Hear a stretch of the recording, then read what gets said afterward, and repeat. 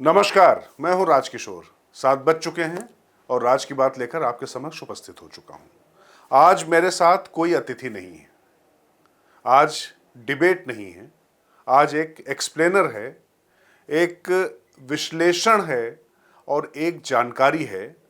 क्योंकि जो मुद्दा बहुत प्रमुखता से पूरे देश में चल रहा है, जिस पर चर्चा चल रही है, पहलगाम की आतंकी घटना और उसके बाद भारत सरकार जिस तरीके से तैयारियां कर रही है पाकिस्तान को सबक सिखाने के लिए, आतंकवादियों को उनकी मान में घुसकर मारने के लिए, उस पर लगातार चर्चाएं हो रही हैं। लेकिन इस बीच एक बड़ा फैसला लिया मोदी सरकार ने, जातीय जनगणना का। अब इसके बाद से क्या है कि राजनीतिक हलचल काफी तेज हो गई है। कौन जीता, कौन हारा, किसका नफा, किसका नुकसान, श्रेय लेने की होड़ लगी हुई है। लेकिन इस क्रेडिट और डिसक्रेडिट के बीच में सबसे बड़ा प्रश्न यह है कि आखिर ये होगा कैसे, और जिन लोगों को उनको करना है उनकी, यूं कहें कि जो मशीनरी है उसकी सांसें फूल रही हैं। पिछली बार 2011 में जाति आधारित जनगणना ही हुई थी, लेकिन उसका आंकड़ा जिस वजह से सामने नहीं लाया जा सका, वह इस दफा ना हो, इसके लिए बड़े स्तर पर प्रयास करने होंगे। और वह गलती ऐसी थी कि जिसमें भारत में जातियों की संख्या 46 लाख का भी आंकड़ा पार कर गई थी। तो अब सवाल यह है कि 46 लाख जातियों के आधार पर कैसे आप कोई भी पंजीकरण कर सकते हैं, कोई डिटेल ले सकते हैं। तो अब सवाल यह कि इस गलती को इस बार कैसे दूर किया जाएगा, किस तरह से इसकी रूपरेखा तैयार की जा रही है, उस गलती को दोहराने से रोकने के लिए सरकार क्या करने जा रही है, इसे जरा समझते हैं। भारत में अंग्रेजों के शासन से आकर अब तक 8 बार कुल जाति जनगणना हो चुकी है। 1872 से 1931 के बीच 7 बार ब्रिटिश काल में, और एक बार 2011 में आजाद भारत में। यह बात अलग है कि उसी गलती की वजह से 2011 की जाति जनगणना के आंकड़े सार्वजनिक नहीं किए गए थे। वैसे एक बार 1941 में भी जाति जनगणना की गई थी, लेकिन उसके आंकड़े सही ना मानते हुए उसको भी ब्रिटिश काल में सामने नहीं लाया गया था। खैर, अभी की बात करें तो जाति जनगणना की घोषणा से पहले ही सरकार ने इस बार 2011 की गलती ना हो, उसको दूर करने के लिए कुछ मानक तय किए हैं, तैयारियां की हैं, और ये रूपरेखा बन चुकी है। दरअसल तब सरकार ने जातियों की पहले से कोई सूची नहीं बनाई थी। जनगणना करने वाले कर्मचारी जिस घर जाते और वहां जिसने अपनी जो भी जात बताई उसे दर्ज कर दिया। नतीजा ये हुआ कि 46 लाख से ज़्यादा जातियां दर्ज हो गई। मतलब किसी के कई सरनेम हो सकते हैं, एक जात में कई उपजातियां होती हैं, और इन जातियों को सबको गिनने से पूरी गड़बड़ हो गई। तो बुलंद भारत टीवी से जब बात की एक सरकार के बड़े अधिकारी ने, तो उन्होंने बताया कि इस बार सरकार 1931 में गिनी गई करीब 4000 जातियों, उपजातियों को आधार बनाकर पहले से ही सूची तैयार करेगी। एससी, एसटी, ओबीसी आयोग की मदद से सूची तैयार की जाएगी। फिर कर्मचारी यही सूची लेकर घर घर जाएंगे और इसमें दर्ज जातियों में से ही जाति चुनेंगे। इस बार वैसे जनगणना के लिए महापंजीयक यानी रजिस्ट्रार जनरल का भी बजट बढ़ रहा है। जनगणना महापंजीयक का बजट इसलिए बढ़ रहा है क्योंकि अभी इस साल घटकर वो मात्र 574 करोड़ रुपए के करीब रह गया था, जबकि 2011 में जो सामाजिक आर्थिक जाति जनगणना हुई थी उसमें 4389 करोड़ रुपए खर्च हुए थे। लेकिन ऐसा क्यों हुआ, इसको थोड़ा समझिए। केंद्र ने 2019 में जनगणना के लिए 8754 करोड़ रुपए मंजूर किए थे। इसके अलावा 3941 करोड़ रुपए नेशनल पॉपुलेशन रजिस्टर अपडेट करने के लिए रखे गए। फिर 2020-21 के बजट में जनगणना, सर्वे, सांख्यिकी जुटाने और 4278 करोड़ रुपए और डिजिटल सेंसस के लिए 3767 करोड़ रुपए का प्रावधान किया गया। इस मद में मांग जो 2022-23 में घटकर मात्र 552 करोड़ रुपए रह गई। मतलब जनगणना में जितनी देरी होती गई, बजट घटता चला गया, क्योंकि बजट तो पहले से ही आ रहा था। अब पिछली बार कैसे जनगणना की गई थी और क्या पैरामीटर रखे गए थे उसे भी समझ लेते हैं। 2011 में तरीका यह था कि एक कमरे वाले या सिंगल रूम और कच्ची दीवारों के घर वालों को वंचित वर्ग में रखा गया था। अब चूंकि मोदी सरकार ने हर एक को छत अभियान के तहत बहुत सारे मकान दे दिए, 30 लाख के मकान दे दिए, तो ये आंकड़ा थोड़ा सा वो होगा। अच्छा, 80 करोड़ लोगों को मुफ्त में अन्न मिल रहा है, ये बात सच है, लेकिन इससे लोगों का थोड़ा सा स्तर भी बढ़ रहा है, क्योंकि आर्थिक उनके ऊपर ये चीज़ें रही है। तो इससे में जनसंख्या के जो आंकड़े हैं और जात के लिहाज से काफ़ी अहम होंगे। और 2011 में जो जनगणना की कवायद थी वो लगभग 5 साल लंबी चली थी। आपको ये भी जानना जरूरी है कि 2011 में गांव में जाति जनगणना ग्रामीण विकास मंत्रालय और शहरों में आवास एवं शहरी उन्मूलन मंत्रालय ने की थी। जाति जनगणना जनगणना महापंजीयक ने की। गणना कर्मियों ने घर घर जाकर सामाजिक आर्थिक पैरामीटर्स पर आंकड़े जुटाए। इसमें शिक्षा, व्यवसाय, आय, घर की स्थिति और हैंड हेल्ड डिवाइस पर जाति ब्यौरा दर्ज किया गया। सामाजिक आर्थिक स्थिति के निर्धारण के लिए कई मानक तय किए गए। कार रखने वाले, मशीनी उपकरणों से खेती करने वाले या सरकारी नौकरी करने वाले परिवारों को सरकारी फायदे से अलग रखने की श्रेणी में रखा गया। वंचित परिवारों की श्रेणी में सिंगल रूम वाले, कच्ची दीवारों वाले या महिला की आय पर आश्रित परिवारों को रखा गया। यह जाति जनगणना देश के 640 जिलों में की गई। करीब 24 लाख ब्लॉक में जनगणना कर्मी पहुंचे। जाति जनगणना की यह कवायद 2011 में शुरू होकर 2016 में खत्म हुई है, आपको मैंने बताया था। वैसे पहली बार जब 1872 में जाति जनगणना का काम शुरू किया गया तो वो 7 साल सबसे लंबा वक्त चली थी। वास्तव में देश में जब मंडल आयोग की सिफारिशें लागू की गई तब बताया गया था कि देश में अन्य पिछड़ा वर्ग की आबादी 52% है। हालांकि तब के प्रधानमंत्री वीपी सिंह की अगुवाई वाली केंद्र सरकार ने 52% का जो आंकड़ा दिया था वह 1931 के जनगणना पर आधारित था, इसलिए इसकी सटीक होने पर सवाल उठने लगे और इसीलिए कहा गया कि अब ओबीसी आबादी बदल चुकी है, काफी बढ़ोतरी ही है, इसलिए सरकार के आंकड़े सही नहीं है।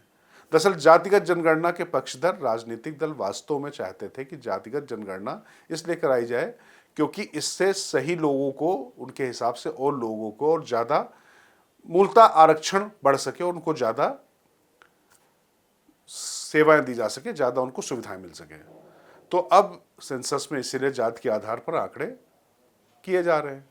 और जो पक्ष में क्या तर्क दिया जाता है ये भी जान लीजिए। उनका मानना है कि जो पिछड़े और अति पिछड़े हैं उनके बारे में पता चलेगा, उनकी जो शैक्षणिक और सामाजिक और आर्थिक और राजनीतिक स्थिति है वो भी स्पष्ट हो जाएगा। साथ ही ये भी पता चल जाएगा कि सरकार इन वर्गों के लिए क्या और मजबूत नीतियां बना पाए, आवश्यकता पड़ने पर उनकी समुचित कैसे सहायता की जा सके। फिर एक सर्वोच्च अदालत ने भी यह स्पष्ट किया है कि शैक्षणिक संस्थानों और नौकरियों में आरक्षण की सीमा 50% से अधिक नहीं हो सकती है। अब इसको लेकर भी ये सबसे ट्रिकी पॉइंट है जिसको लेकर एक सवाल उठ रहा है कि आखिर इस जाति जनगणना से क्या होगा उसके बाद। और भेदभाव दूर करने की पहल के रूप में भी इसके पक्ष में बात कही जा रही है। उनका पक्ष ये है कि जो अलग अलग जातियों समूहों की सामाजिक जो असमानता है वो दूर की जा सकेगी। ओबीसी नहीं, अन्य सभी जातियों की समूहों की सटीक संख्या जब तक आप नहीं जानेंगे तब तक उनका समावेशी विकास कैसे होगा और सरकार कैसे अपनी नीतियां बनाएगी और कैसे उनका क्रियान्वयन करेगी, इस तरीके की बातें आ रही थी। तो अब ये एक पक्ष वाली बात है, लेकिन जो विपक्ष वाली बात है उसमें सबसे बड़ी बात यह है कि अगर जातिगत आधार पर अन्य पिछड़ा वर्ग की आबादी अधिक निकली तो सुप्रीम कोर्ट की ओर से तय की गई आरक्षण की सीमा क्या पार करनी पड़ेगी। इससे क्या ओबीसी को और ज्यादा आरक्षण मिलेगा या फिर योग्यता पर पूरी तरीके से जिसकी जितनी संख्या भारी उसकी इतनी हिस्सेदारी, इसका तर्क दिया जाएगा। क्या जिनकी संख्या कम होगी तो क्या उनके हक तो कम नहीं हो जाएंगे, इस तरीके की बातें भी की जाती हैं। खैर, सबसे बड़ा प्रश्न यह है कि जातियों का अगर बंटवारा होता है तो क्या उससे देश में तो विभेद नहीं बढ़ेगा। हिंदू समाज खास तौर से जो है उसके बीच में तो एकता में फर्क तो नहीं पड़ेगा और ये कहीं जाति व्यवस्था को और मजबूती तो नहीं देगी। इस तरीके के जो तमाम जो प्रश्न हैं ये उस समय भी जब संविधान बना था उस समय भी मनीषियों ने सोचे थे, देखे थे। अच्छा, अंग्रेजों के समय में ही आपको जैसा बताया कि जातिगत जनगणना शुरू की गई थी। अब ये सब चीज़ें तो पुरानी हो चुकी हैं, लेकिन मौजूदा समय में जब मोदी सरकार ने इसको लागू किया है और इसका ऐलान किया है तो राजनीतिक तौर पर जो एक मोर्चा है जिस पर बात करना थोड़ा सा आवश्यक इसलिए हो जाता है क्योंकि संसद हो चाहे बाहर हो, लगातार ये बात चलती चली आ रही थी। जैसे ही राहुल गांधी कहते थे कि हम जातिगत जनगणना कराकर मानेंगे, और इसके लिए क्या हुआ कि तमाम, चाहे बिहार की सरकार हो, इधर तेलंगाना में हो, कर्नाटक में हो, तमाम जगहों पर उन्होंने जाति जनगणना कराना शुरू कर दिया। हालांकि उस पर रोक इसलिए लग गई क्योंकि जनगणना का जो अधिकार है वो केंद्र सरकार ही करा सकती है, तो उसको उन्होंने नाम दे दिया जातिगत सर्वे। तो अब जातिगत सर्वेक्षण के नाम पे जिस तरीके की आधी अधूरी जो पहल हुई, उस तरीके का मैकेनिज्म और तंत्र था नहीं, ना उस तरीके का अनुभव था, तो उस वजह से तमाम जो समूह थे, तमाम वर्ग थे, वो बहुत असंतुष्ट होने लग गए। उन्होंने कहा कि ये आंकड़े कतई सही नहीं हैं। अच्छा, आंकड़े अगर सही नहीं है तो इसमें उनकी दिक्कत क्या है? लोग सोच सकते हैं क्या है? नहीं, क्योंकि फिर जो सरकारी नीतियां बनेंगी, योजनाएं बनेंगी, उसमें जो आपके पास आंकड़े हैं, उन्हीं आंकड़ों को पैरामीटर बनाकर ये तय किया जाएगा कि अब आगे किस तरीके से नीतियां बनाई जाए, उनका क्रियान्वयन किया जाए। अब ये जो पूरे देश में अलग तरीके की स्थिति पैदा हो रही थी, शायद इसीलिए मोदी सरकार ने इसका फैसला लिया। इस फैसले की टाइमिंग पर भी बड़े सवाल उठाए जा रहे हैं। ये कहा जा रहा है कि जब पहलगाम की घटना हो गई थी और इस घटना के बाद पूरे देश में एक अलग तरीके का माहौल बना हुआ था, प्रधानमंत्री नरेंद्र मोदी और गृह मंत्री अमित शाह, रक्षा मंत्री राजनाथ सिंह, ये सभी लोग बोल चुके थे कि पाकिस्तान और आतंक के जो तमाम ये चेहरे हैं, इनके खिलाफ कड़ी कार्रवाई की जाएगी। इसके बीच में ये लाना, इसको इस तरीके से भी कुछ लोगों ने प्रयास किया बताने का कि भाई ये कहीं जो है डाइवर्जेंट टैक्टिस तो नहीं है। लेकिन अब चूंकि जातिगत जनगणना का अगर वास्तव में देखा जाए तो विरोध भारतीय जनता पार्टी की तरफ से औपचारिक तौर पर कभी नहीं हुआ, लेकिन बार बार जब कांग्रेस और दूसरे दलों की तरफ से जब बात उठाई जा रही थी तो भारतीय जनता पार्टी के कुछ नारे थे, बटेंगे तो कटेंगे, एक हैं तो सेफ हैं। तो सवाल ये पूछा जा रहा है कि एक हैं तो सेफ हैं करते करते एक हैं तो इतने अनेक उसमें क्यों ला दिया आपने, ये फैसला क्यों किया? तो इस वजह से भारतीय जनता पार्टी, राष्ट्रीय स्वयंसेवक संघ का भी जो एक बहुत बड़ा वर्ग है, उनके बीच में भी इसको लेकर मतभेद है। लेकिन जानकारी ये मिली है कि जिस तरीके का पूरा माहौल चल रहा था, क्योंकि ये जोड़ा गया इसको कि बिहार का चुनाव है आने वाले समय में, तो क्या बिहार के चुनाव के मद्देनजर तो ऐसा नहीं किया जा रहा, लेकिन बात यह आई कि जिस तरीके का नैरेटिव बन रहा उस पर शायद ये ठीक नहीं रहेगा। तो जैसा मैंने आपसे कहा कि राजनीति तो अब इस पर होगी, लेकिन कुछ चुनौतियां मैंने आपसे बताया कैसे किया जाएगा, पर एक जो सबसे बड़ी चुनौती सामने आने वाली है कि ये डेटा अगर पूरी तरीके से सामने आने से पहले गलत तरीके से अगर लीक होना शुरू होता है तो उसको कैसे टैकल किया जाएगा, उसको कैसे एड्रेस किया जाएगा।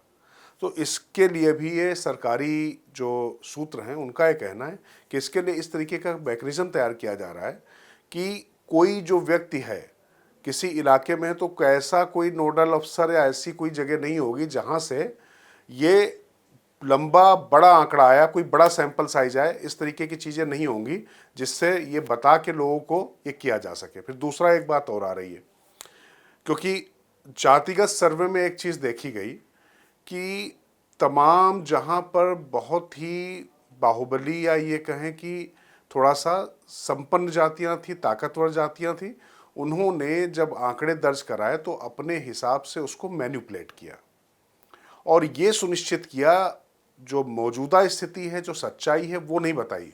इस लिहाज से इसको देखा गया कि आखिर अब जो आंकड़े दे रहे हैं, सपोज करिए कि कोई एक्स जाति का या समुदाय का व्यक्ति है, उसके हाथ में कौन सा मोबाइल है, कौन सा गैजेट है, उसके घर में कौन सी गाड़ी है, और उसने क्या किया कि इससे वो संपन्नों में उसकी गिनती हो जाएगी तो शायद उसको जो विपन्नों वाला यानी जो वाकई वंचित है उसका लाभ ना मिले, तो उसने वो आंकड़े थोड़ा सा आगे पीछे करने शुरू कर दिए। अब यहाँ समस्या क्या है कि गाँवों में खासतौर से ये मैनिपुलेशन आसानी से हो सकता है, बल्कि मैं इसको थोड़ा सा और दूसरे तरीके से कहूँ, ये मैनिपुलेशन करने में थोड़ी आसानी होगी और बहुत मुश्किल नहीं होगी, क्योंकि वहाँ पर ग्राम प्रधान बहुत कुछ तय करते हैं, किस तरीके से बोलना है, क्या बोलना है, समूह के समूह जो हैं वो अपनी बात किस तरीके से रखेंगे, उनके बीच में कैसे बात पहुंचाई जा रही है, ये एक विषय है।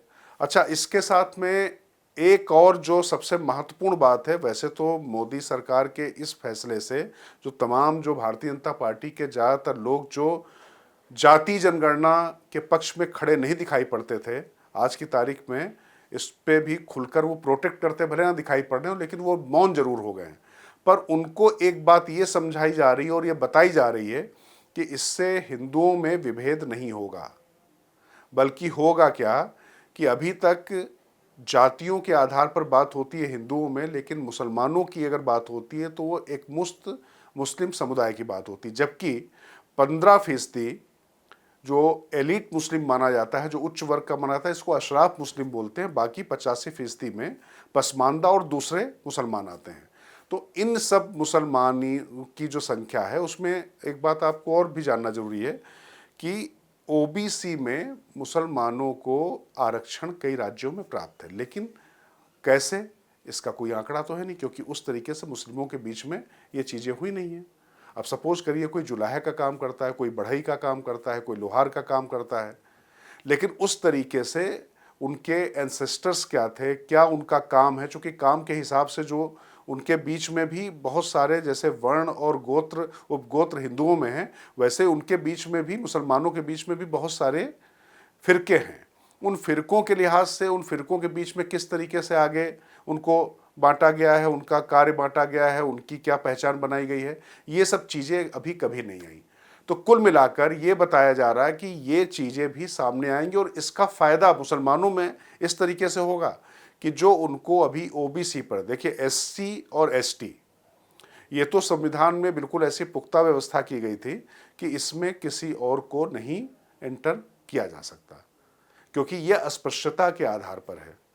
एससी की बात की जाए, एसटी जो है वो आप जो है जनजातियां हैं, उनका अलग पैरामीटर्स है। ओबीसी में जो पिछड़े हैं वो आर्थिक रूप से भी पिछड़े हो सकते हैं, सामाजिक रूप से भी पिछड़े हो सकते हैं। तो वो जो जातियां हैं उनमें मुसलमानों वाली भी जातियां तमाम आ जाती हैं, तो उनकी भी पहचान होगी। तो अभी जो ये आंकड़ा आता है कि इतने ब्राह्मण, इतने ठाकुर, इतने बनिया, इतने जाटो, इतने पासी, इतने श्रीवास्तव, जो इस तरीके की जो जातियों की जो विभाजन होता है आता है, उसी तरीके से आएगा अब मुस्लिमों में भी और अन्य जातियों में भी। तो इससे क्या होगा कि सरकार को वाकई ये जानने में थोड़ी आसानी होगी कि किस तरीके से उनके हिसाब से योजनाएं बनाई जाएं। और जो ये आंकड़ा आता था अब उसमें ओबीसी, फिर ओबीसी ही होगा। तो अब कुल मिला के इसको किस तरीके से पॉलिटिकल इंटरप्रिटेशन होगा, आज की तारीख में अभी इस पे बात करना शायद थोड़ा बेमानी होगा और थोड़ी जल्दबाजी भी होगी, थोड़ा समय भी देना पड़ेगा। लेकिन ये तय है कि एक बहुत कॉम्प्लेक्स, बहुत जटिल प्रक्रिया है और इस जटिल प्रक्रिया से गुजर कर फिर इसके आधार पर ये पूरी योजनाएं बनाते बनाते 2035 से पहले कुछ नहीं होने वाला है। आंकड़े उम्मीद करते हैं कि 27 तक आ जाएं, 28 तक आ जाएं, लेकिन जब इसके हिसाब से योजनाएं बननी शुरू होंगी तो बहुत कुछ होगा। फिर इसके बाद राजनीति किस तरफ जाएगी, तमाम जो वर्ग हैं वो छोटे छोटे कैसे बढ़ें, क्योंकि आप याद करिए कि ओबीसी में भी एक ईबीसी हो गया, एक्सट्रीमली बैकवर्ड कास्ट हो गया, और एमबीसी हो गया, मोस्ट बैकवर्ड कास्ट हो गया। तो इस तरीके से बहुत सारी चीज़ें हुई हैं। तो ये अब किस तरीके से इसको लिया जाता है, क्योंकि देखिए ये तो सच है कि समाज का असली आईना हो, सच्चाई में सब चीज़ें हों, पर पहले तो ये जनगणना जाति और आर्थिक और सामाजिक आधार पर बिल्कुल सही तरीके से हो, फिर ये आंकड़े सही हों, उनकी स्थिति सही बताई जाए, फिर उसके बाद जिसकी लाठी उसकी भैंस के आधार पर तमाम सुविधाओं को लेने का उपक्रम ना हो, बल्कि वाकई जो ज़रूरतमंद हैं उनको दिया जाए। और ये सवाल मैं इसलिए उठा रहा हूँ क्योंकि क्रीमी लेयर के मुद्दे पर कभी भी बात नहीं हो पाती है। सच्चाई ये है कि वाकई एससी एसटी या दूसरे ओबीसी में भी जिन कुछ खास परिवारों को, कुछ खास वर्गों को इसका फ़ायदा मिल रहा था वही ले रहे हैं। जो गरीब थे वो और ज़्यादा गरीब हैं, क्योंकि जो क्रीमी लेयर में जिनकी कई पुश्तें ले चुकी हैं आरक्षण का लाभ, कई पीढ़ियां ले चुकी हैं, तो उसके बाद वहाँ वो क्यों नहीं छोड़ रहे हैं, ये सब प्रश्न हैं। लेकिन भारत की राजनीति बड़ी जटिल है। अब ये जटिलता कैसे इसका मतलब निवारण होगा, तो हो सकता है कि जब आंकड़े और खुलकर सामने आए तो एक अलग तरीके की परिस्थितियां सामने आए, लेकिन उसके लिए इंतज़ार करना होगा। तो वैसे तो मैं अतिथियों के साथ आज बात करता हूँ आपसे राज की बात में, लेकिन मुझे लगा चूँकि ये मसला ऐसा है कि जिस पर थोड़ा सा डिटेल में आपसे बात की जाए, और कोशिश थी बुलंद भारत टीवी की कि आपको ये समझाने की, जताने की कैसे ये होगा, इसके क्या रिपरकशंस हो सकते हैं, और इसी के लिए तैयार करने की एक छोटी सी कोशिश आपको कैसे लगी ये ज़रूर आप हमको बताएं कमेंट बॉक्स में। बाकी देखते रहे बुलंद भारत टीवी, क्योंकि हम हैं ताकत आपकी।